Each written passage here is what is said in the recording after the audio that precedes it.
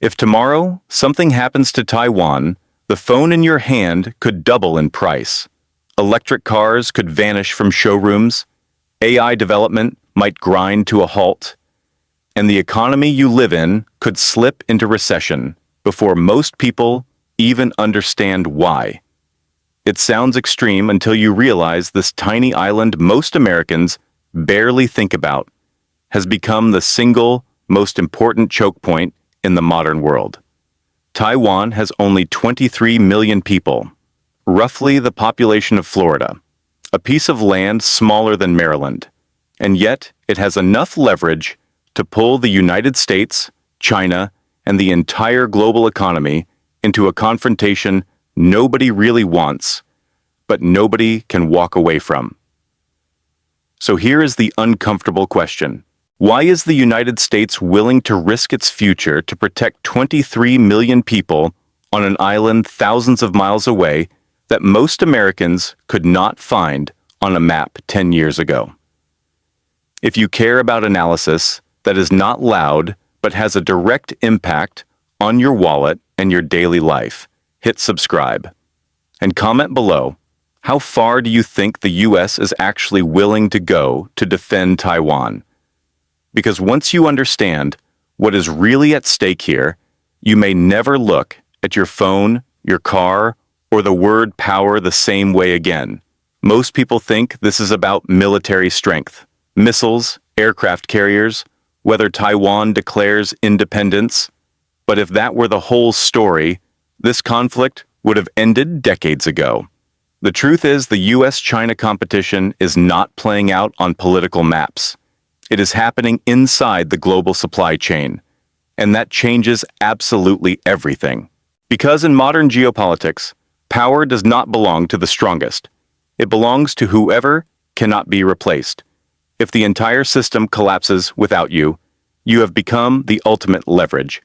And Taiwan has mastered this at a level most countries could never achieve. Of 10. Let me give you some numbers that will reframe how you see this entire situation. Taiwan produces over 60% of the world's semiconductors. Those are the chips inside your phone, your car, your laptop, even your refrigerator. Every single device you interact with daily depends on these tiny pieces of silicon most people never think about. Video highlight. But here is where it gets critical. TSMC, Taiwan Semiconductor Manufacturing Company, controls more than 90% of the world's most advanced chips.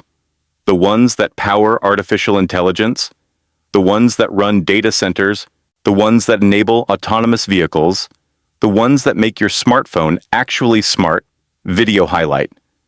These are not chips you can just order from someone else. They are cutting-edge technology that took decades to perfect.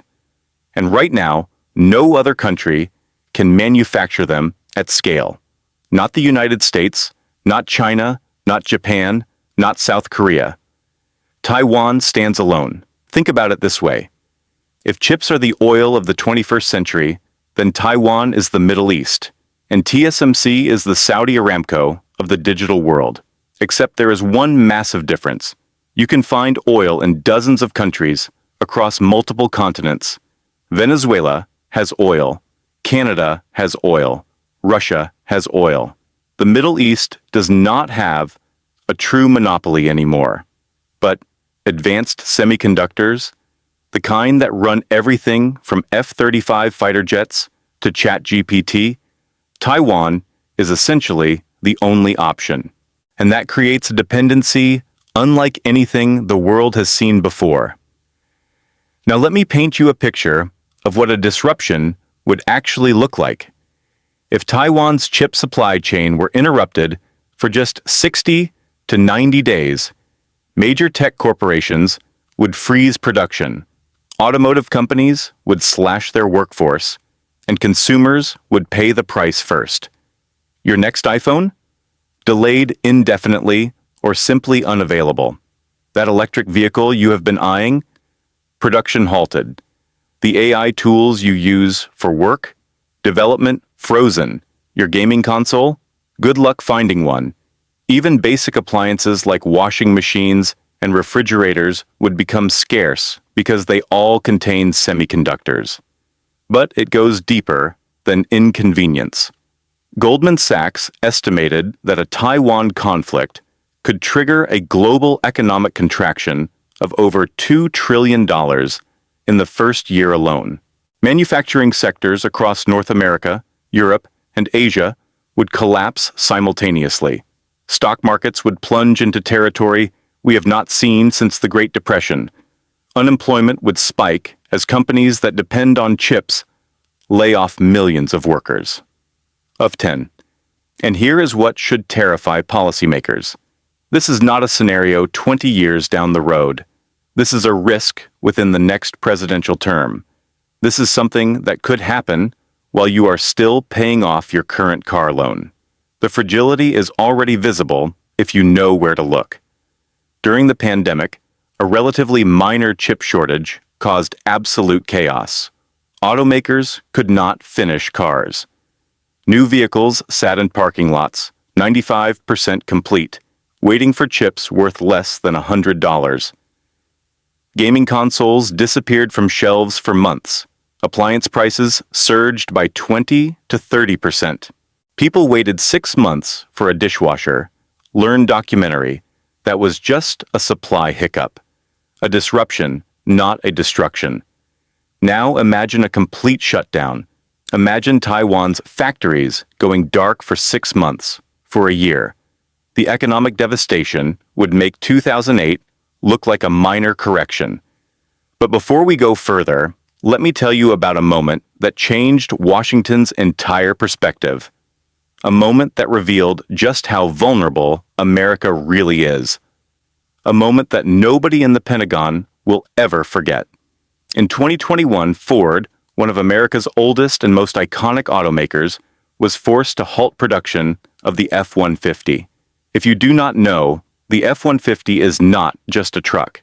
It is America's best-selling vehicle. It has been the top truck for over 4 decades. It is a cultural icon. It represents American manufacturing and American workers. Learn documentary. But Ford could not build them. Not because of a labor strike, not because of steel shortages, not because of some trade war tariff, not because of environmental regulations. They stopped because they could not get a single semiconductor chip worth maybe $50. A chip made in Taiwan, a chip smaller than your thumbnail. Assembly lines went dark. Thousands of workers were sent home. Billions in revenue evaporated overnight. Dealerships had empty lots. Customers who had ordered trucks waited months with no answers. And that chip? It controlled a backup camera, a feature that most people use maybe once a week, a component so small and seemingly insignificant that most buyers never even think about it. But without it, federal safety regulations prohibited Ford from selling the vehicle. So a $50 chip from Taiwan held hostage a $50,000 truck and a multi-billion-dollar production line. That was the moment Washington realized something terrifying. America does not control the one thing that matters most. The U.S. could deploy aircraft carriers to the South China Sea. It could impose sanctions on Chinese companies. It could negotiate trade deals and defense pacts. But if Taiwan's chip factories went offline, none of that would matter. The American economy would simply stop functioning. General Motors faced the same nightmare. Stellantis too. Toyota. Honda. Volkswagen. At one point, the global auto industry lost an estimated $210 billion because of chip shortages. Not over years, over months. Learn documentary. This was not a hypothetical risk discussed in think tank papers. This was a preview of what total dependence looks like, and it revealed a brutal truth that every major power is now grappling with. Modern economies are only as strong as their weakest supply chain link. And for America, Europe, and most of the developed world, that link runs directly through Taiwan. The CEOs of major corporations started having conversations they never thought they would have. Apple's Tim Cook, GM's Mary Barra, Intel's Pat Gelsinger, they all reach the same conclusion. Their companies, their shareholders, their employees all depend on an island that sits 100 miles from mainland China, an island that China considers a breakaway province, an island that could become a war zone.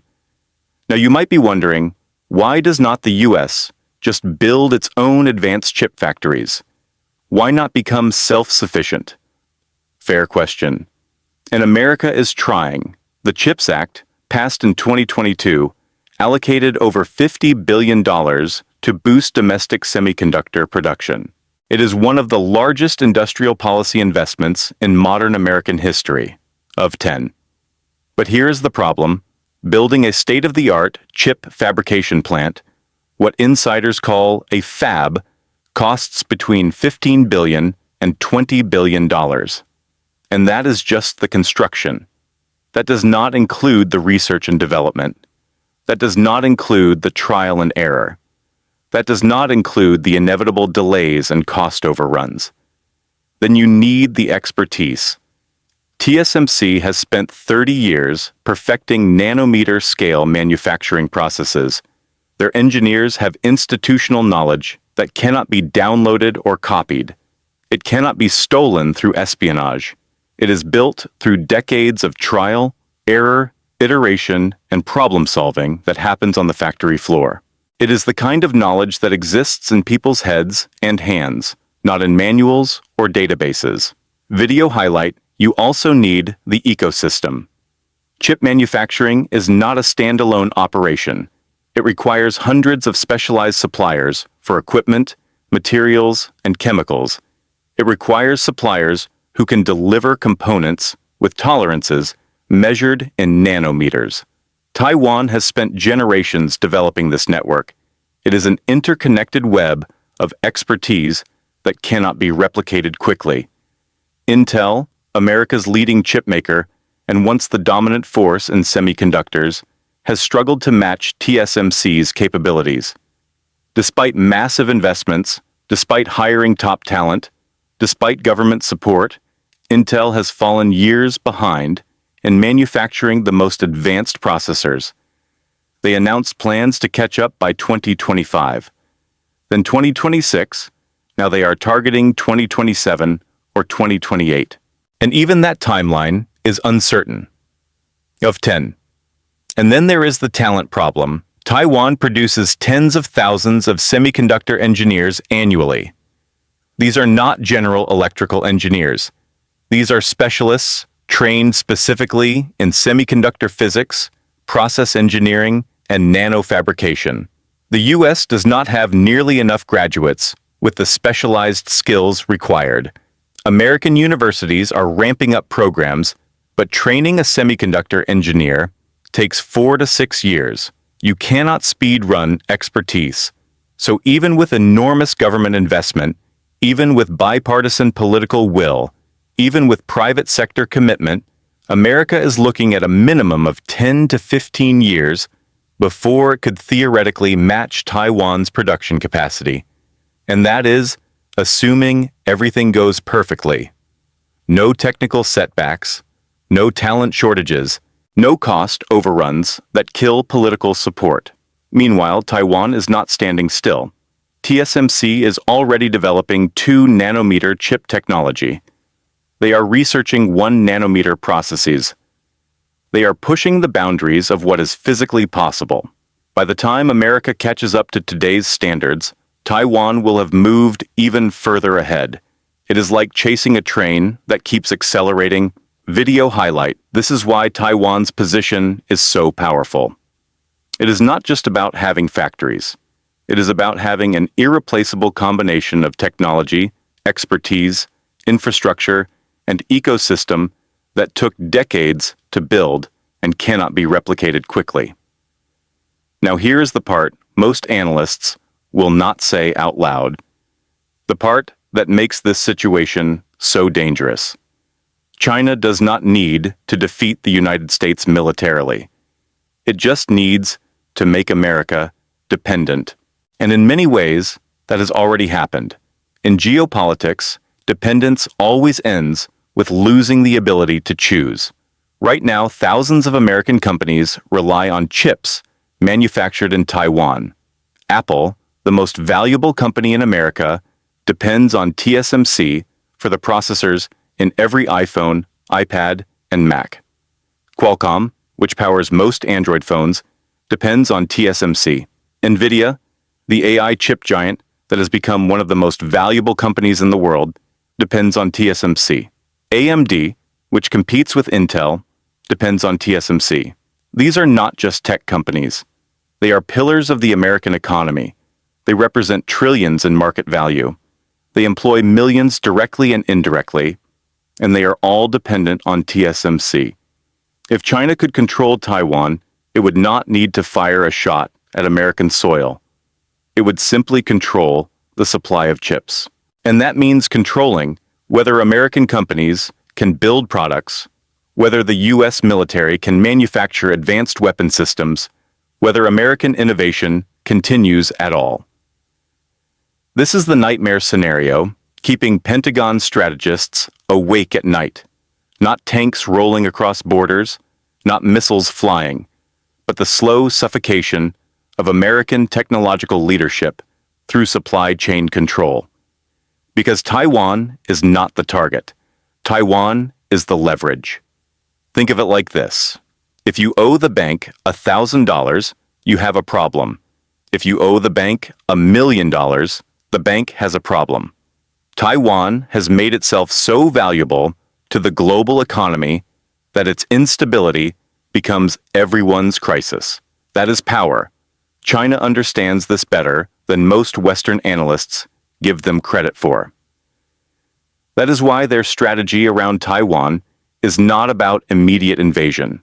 It is not about a D-Day style amphibious assault that would be militarily costly and economically catastrophic for everyone, including China.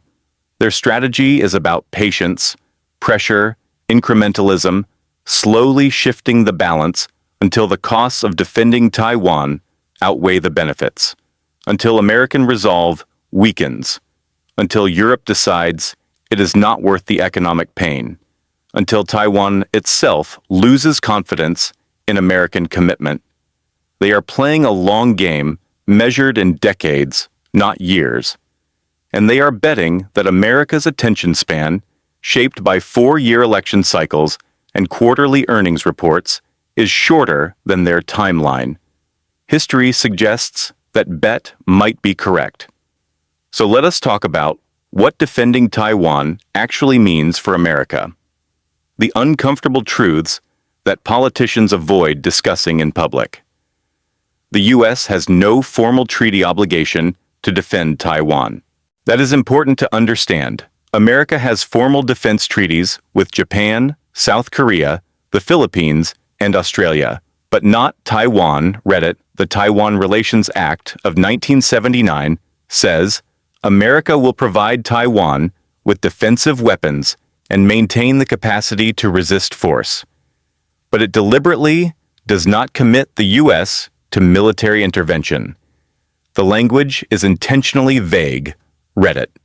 This ambiguity is called strategic ambiguity, and it is designed to deter both Chinese aggression and Taiwanese independence declarations. Keep everyone guessing. Keep everyone cautious. But here is where theory meets reality. Multiple U.S. presidents, including Biden, have publicly said America would defend Taiwan if China attacked. Biden has said it at least 4 times, each time forcing White House staff to walk back or clarify his comments. Those statements are not legally binding, but they signal intent. They shape expectations. They create commitments that are hard to walk back. Reddit. The Pentagon has war-gamed Taiwan scenarios extensively, dozens of simulations, different assumptions, different timelines, and the results are sobering. A conflict over Taiwan would likely be the most expensive war in human history, not measured in years, but in cost. We are talking potential casualties in the hundreds of thousands on all sides, economic damage in the tens of trillions, supply chain disruptions that would make the pandemic look minor, and a real, non-trivial risk of nuclear escalation between two superpowers. Reddit. Even in scenarios where the U.S. successfully defends Taiwan, and those scenarios exist, the cost would be catastrophic. The Seventh Fleet would likely suffer losses not seen since World War II. Aircraft carriers, the symbol of American power projection, would be vulnerable to Chinese missiles in ways they have never been before. Air bases in Japan, Guam, and possibly even Hawaii would come under attack. American casualties could reach levels that would shock a public that has not experienced major power war in generations.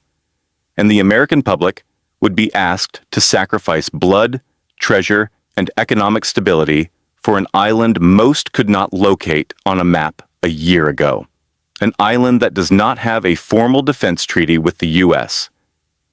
An island that China has claimed for over 70 years. The political sustainability of that kind of war is uncertain at best, so why would America even consider it? Why would U.S. presidents keep signaling commitment? Why would the Pentagon keep planning for a war nobody wants? Because losing Taiwan means losing technological supremacy. And losing technological supremacy means losing superpower status. It is that simple and that brutal.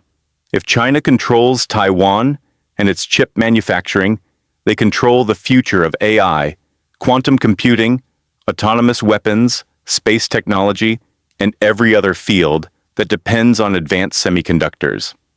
They would have leverage over every country, every company, every military that depends on those chips. And that includes the United States. America would go from being the technological leader to being technologically dependent on its primary geopolitical rival. That is a position no superpower can accept and remain a superpower. So, the U.S. is trapped. It cannot let Taiwan fall. But defending Taiwan could cost more than America has paid for any conflict since World War II. That is the dilemma. But let me tell you something that should fundamentally shift how you think about all of this.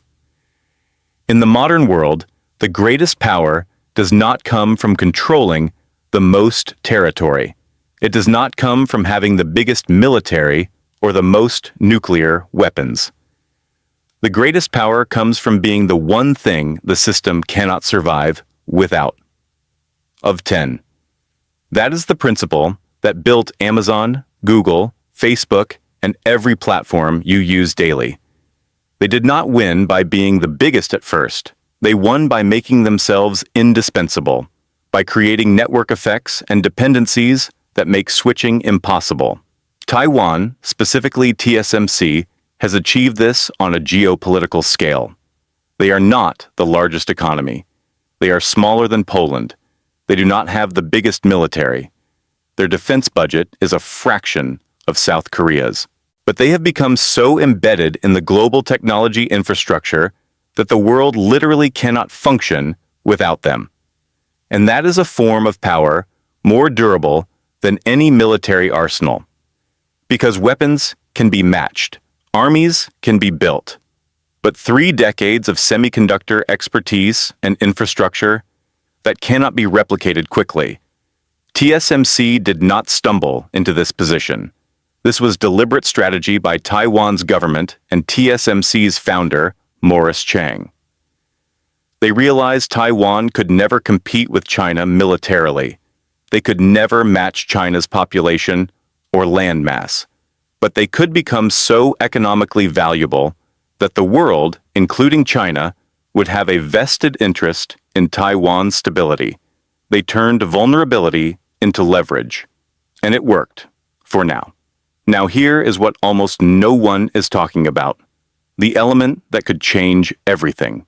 The most dangerous factor in this equation is not the U.S. or China. It is a third country that has been quietly positioning itself to benefit from the tension surrounding Taiwan. While America and China face off, while analysts obsess over military exercises and diplomatic statements, this nation has been making strategic investments forming key alliances, and positioning itself to become the broker that both superpowers eventually need. They are not picking sides loudly. They are building leverage quietly. And they are doing it so carefully that most analysts have not even noticed the pattern yet. But once you see it, you cannot unsee it. In the next video, we are going to reveal the move that neither superpower wants you to see, the country that could end up controlling the balance of power while everyone else is distracted by the obvious conflict, the nation that understands the same principle Taiwan mastered: be irreplaceable. Because in the game of global power, it is not always the loudest player who wins. It is not always the biggest military or the largest economy. Sometimes, it is the one no one sees coming, the one who positions themselves at the choke point while everyone else is fighting over the territory. If this analysis made you think differently about what is really happening in the world, leave a like. It helps this video reach more people who care about understanding the systems that shape their lives, their economies, and their futures. And remember, in modern geopolitics, power does not belong to the strongest. It belongs to whoever cannot be replaced. Taiwan figured that out, and they built an entire national security strategy around it. The question is, who else has figured it out? And what are they building while we are not watching?